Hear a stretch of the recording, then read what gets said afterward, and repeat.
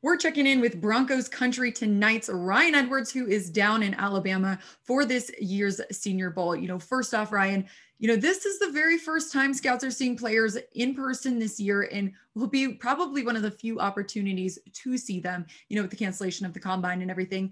Do you think that this year's Senior Bowl might be more important than ever?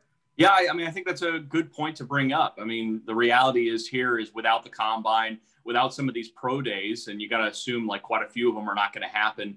And even some of the person-to-person contact that you're going to get, usually when you invite players into your facility, that's probably going to be limited again by the NFL this year. So absolutely here at the Senior Bowl, that's kind of what I think a lot of us came into this week thinking. It's just going to be a heavy emphasis on trying to get as much information as possible. And that's kind of what the pre-draft process really is, right? It's all about just kind of gathering as much information.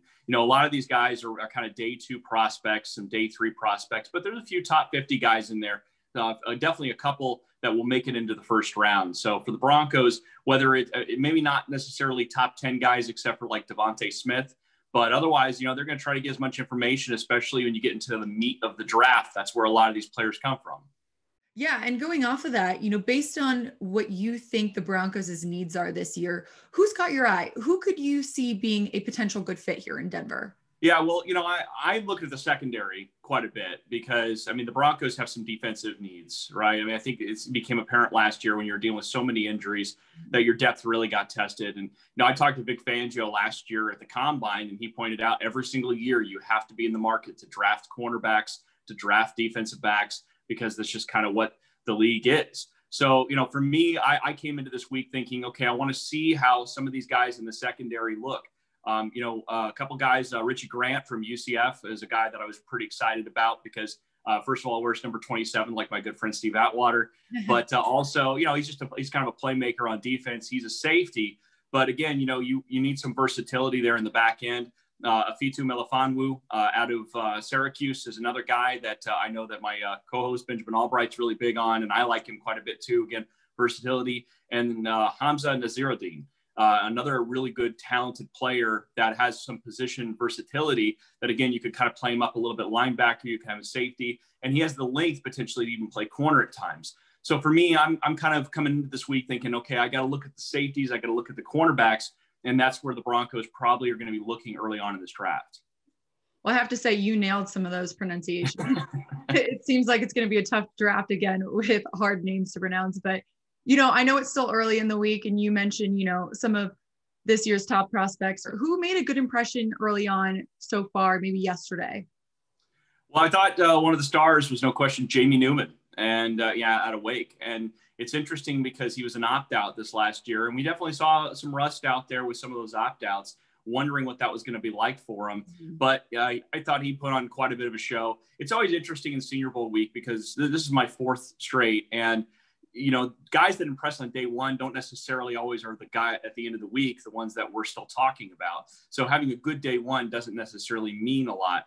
But I thought Jamie Newman, who a lot of people kind of wondered what he was going to look like. Remember, he transferred to Georgia, transferred to Georgia, and then ultimately decided to not play this year due to COVID or due to concerns about that. So, again, we were kind of wondering what he was going to look like, but, found rhythm with the receivers out there, delivering some deep passes.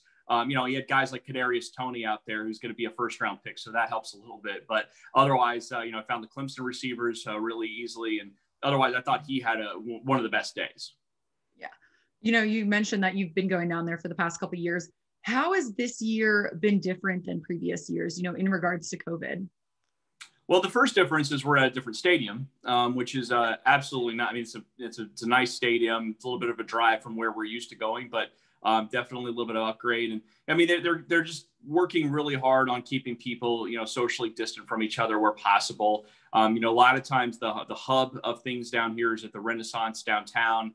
We're not even allowed in there. The media aren't even allowed in there. You have to get COVID tests just to be in that building. So they're really kind of just, spacing things out. So we're kind of piecing together the coverage. But again, we got a chance to go watch practice. And in the end, we get to do our evaluations. We get to watch the film. And, that's kind of what this is mostly about. I think the one big challenge, for us, as far as our show and as far as, acquiring information is we don't get to talk to as many players. Like we don't get the one-on-one, oftentimes in the Senior Bowl, as soon as practice ends, you get to beeline out there onto the field and you bring your mic and you start talking to players and you're gathering sound. And, sometimes it's on mic, sometimes it's off mic. You're just gathering information. We don't get any of that. And so that is a pretty substantial difference. But we already kind of had a little bit of an inkling that was going to be the way it was this year. And we got used to it a little bit this last year during the actual season because we weren't allowed in the locker room. So I don't think this is really that big a surprise or shock. But yeah, I mean, it was definitely something that we're missing as far as content for our show. But the fact that they were able to kind of pull this off and bring it together, like you said, you compare that to the Combine, where they just thought there was no real feasible way to make that happen. We're thrilled to have this opportunity to see these prospects, because if this would have been canceled, there just would have been nothing for the media to go to this year to get their evaluations. Yeah, that's very true. Well, Ryan, thanks so much for your insight from down there in Alabama. I really appreciate your time today. Anytime.